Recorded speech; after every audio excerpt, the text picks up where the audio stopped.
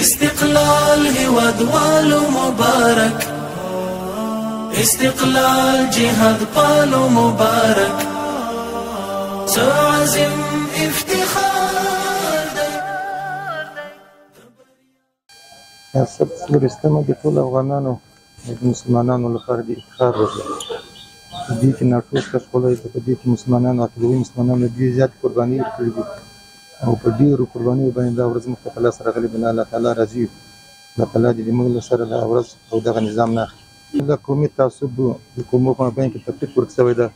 کوم څه په زړه اداره کې جمهوریت په دوره کې یا قومي ډلې وي یا په یو نام بل نام باندې تعصب او تضاد و، هغه الحمدلله ټول بین کړي دي.